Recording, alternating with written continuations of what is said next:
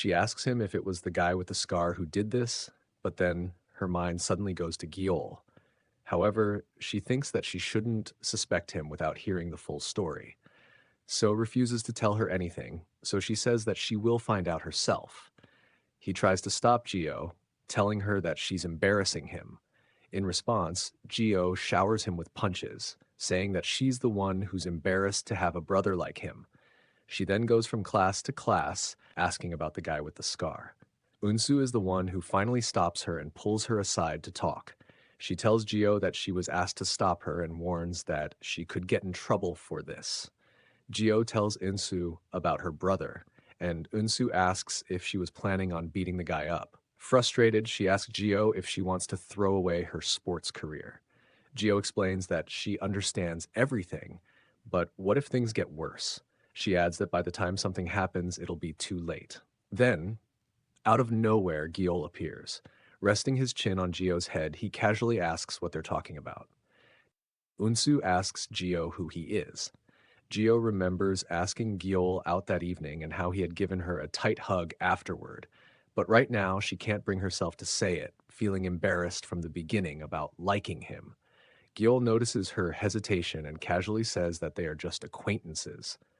Unsu, unimpressed, tells him that they are in the middle of a conversation and asks him to leave, to which he complies. She then comments on his numerous piercings and tells Geo to stop getting involved with strange people. Geo starts to refute this, but stops midway, realizing that indeed he is a strange boy. After this, she goes to the rooftop to meet Gyeol, who laughs and says that if he had known this was going to happen, he would have lived a better life and gotten fewer piercings. Geo apologizes for not telling Unsu that they are dating, but Gyeol dismisses it, saying it's all right since it's true. They aren't dating. He then adds that he doesn't remember ever agreeing to be with her that day.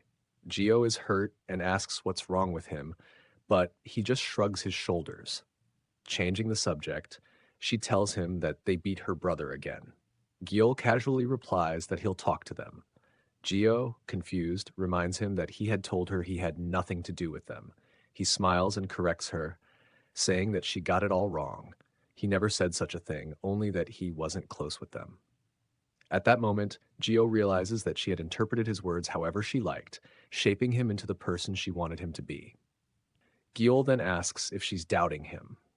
She responds that, given the situation, how could she possibly trust him?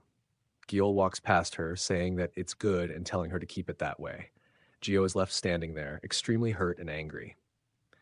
That day, Geo cried in her room, thinking that it was all a lie, that he had just been playing with her.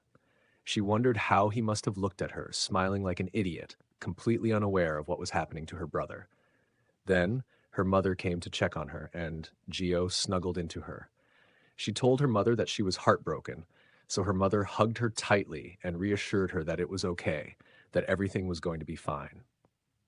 Her mother's repeated words of comfort felt like a spell being chanted.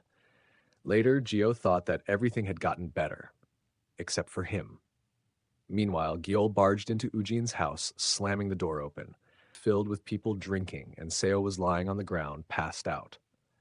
Ujin, noticing Gyeol, asked if he was there for Seo and if his sister had sent him to check on him. Then, with a smirk, he announced to everyone that the boy was Gyeol's girlfriend's brother. Hearing this, he grabbed Ujin by the hair and dared him to continue.